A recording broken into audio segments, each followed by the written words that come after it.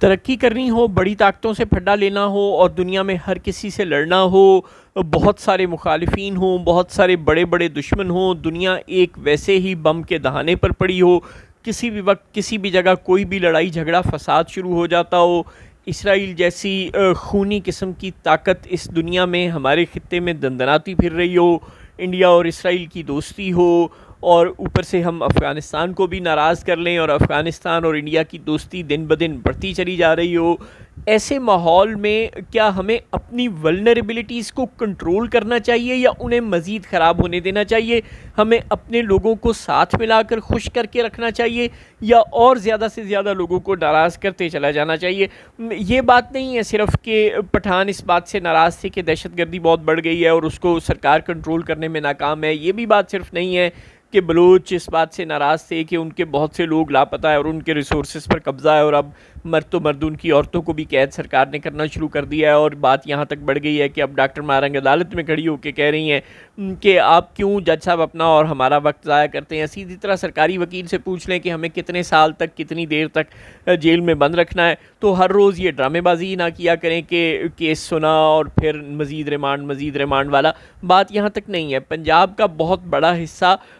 سیلاب کی وجہ سے اب نون لیگ سے ناراض ہو رہا ہے، حکومت سے ناراض ہو رہا ہے، اب یعنی بات تمام صوبوں تک پھیلتی جا رہی ہے، اور اب سندھ بھی سیلاب کی زد میں ہے، اور پنجاب میں تو یہ مجھے تو کم از کم اپنی پیدائش سے لے کے آج تک نہیں، پاکستان کی جو تاریخ بھی ہم نے پڑھی ہے اس میں بھی کبھی یاد نہیں کہ مخیر حضرات کو عوام کی مدد کرنے سے روکا جا رہا ہو۔ یعنی ایک تو سرکار ظاہر ہے اس کے وسائل محدود ہیں، ہم تسلیم کرتے ہیں، آفت بہت بڑی ہے، تقریباً 42 لاکھ لوگ تو سرکاری اعداد و شمار کے مطابق، اور غیر سرکاری اعداد و شمار کے مطابق تقریباً 45-46 لاکھ لوگ اس سیلاب سے متاثر ہوئے ہیں، اور سرکاری اعداد و شمار کے مطابق 42 لاکھ پنجاب میں۔ تو اتنی بڑی آفت کو سنبھالنا بالکل حکومت پاکستان کے وسائل میں نہیں ہے۔ ایک تو مریم نواز یہ سمجھ نہیں پا رہی یا سمجھتے ہوئے بھی ایسے کہہ رہی ہیں کہ میں نواز شریف کی بیٹی آپ سے وعدہ کرتی ہوں میں ایک ایک کا نقصان پورا کروں گی۔ او بھائی کہاں سے پورا کر لو گے؟ ایک تو یہ بات غلط ہو رہی ہے، اور اوپر سے مخیر حضرات کو مدد سے روکا جاتا ہے، ان پہ شرطیں لگائی جاتی ہیں کہ پہلے تصویر لگاؤ ہم جانے نہیں دیں گے، اور فلاں شخص کی تصویر ہٹاؤ، فلاں شخص کا جھنڈا ہٹاؤ، یہاں سے چلے جاؤ، ہم نے مدد نہیں لوگوں کی کرنے دینی۔ یہ تو ان پریسیڈنٹڈ ہے۔ اگر اس طرح سرکار بالکل وحشیانہ پالیسیز اپنائے گی، ہر جگہ ڈنڈے سے نظام چلانے کی کوشش کرے گی کہ الیکشن ڈنڈے سے ہائی جیک کر لیا، عدالتوں کے ججوں کو ڈنڈے سے کام کرنے سے روک دیا، یعنی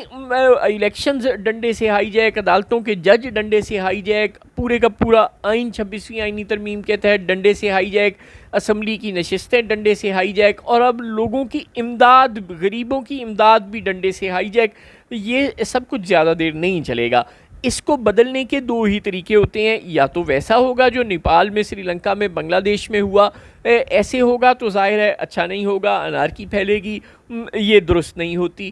دوسری صورت وہ ہے جو ہمیشہ سے پاکستان کے ساتھ ہوتی آئی ہے، اور زیادہ غالب امکان یہی ہے کہ دوسری صورت ہی ہوگی پاکستان کے ساتھ ہمیشہ کی طرح، کہ باہر والے ہمیں فورس کریں گے کہ اپنے آپ کو بدل دو۔ جس طرح ماضی میں ضیاء الحق کے زمانے میں ہماری ایک پالیسی بنی تھی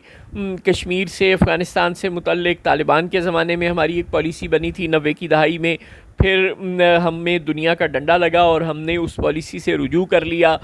اور بھی بہت سے معاملات میں ہماری بار بار مارشل لا لگانے کی روش تھی، پھر ہمیں دنیا نے مشرف کے زمانے میں مجبور کر دیا کہ اب اگر مارشل لا لگے گا تو ہم تعاون نہیں کریں گے، کسی قسم کا ڈیفنس کوآپریشن نہیں ہوگا اور بھی کوئی کوآپریشن نہیں ہوگا، تو اب ہم بڑی دیر سے مشرف کے بعد سے مارشل لا نہیں لگاتے۔ یہ پاکستان کی تاریخ کا لانگسٹ گیپ ہے بغیر مارشل لا کے۔ ٹھیک ہے ہائیبرڈ حکومتیں بن رہی ہیں لیکن ڈائریکٹ مارشل لا نہیں لگ رہا، اور یہ بھی ویسٹ کی ہی مہربانی ہے کہ اس نے ہمیں پابندیاں لگانے کا ڈرا دھمکا اتنا دیا ہے۔ بین ہی اب یہ کامن ویلتھ کی رپورٹ آ رہی ہے، اور عمران خان کے بیٹے باہر دنیا میں بہت سے لوگوں سے ملتے جا رہے ہیں، اور اس سب کے نتیجے میں اب یہ ہو رہا ہے کہ اب ہم پر باہر سے پریشر بتدریج بڑھنا شروع ہوگا، اور وہی اب ہمیں سیدھا کرے گا۔ یعنی ہم نے اپنے لوگوں کے کہنے پر اور خود اپنے ضمیر کی آواز پر تو سیدھا نہیں ہونا، ہمیں جب باہر والے مجبور کریں گے، جب ہماری کسی ایکسپورٹس پر پابندی لگیں گی، جب ہمارے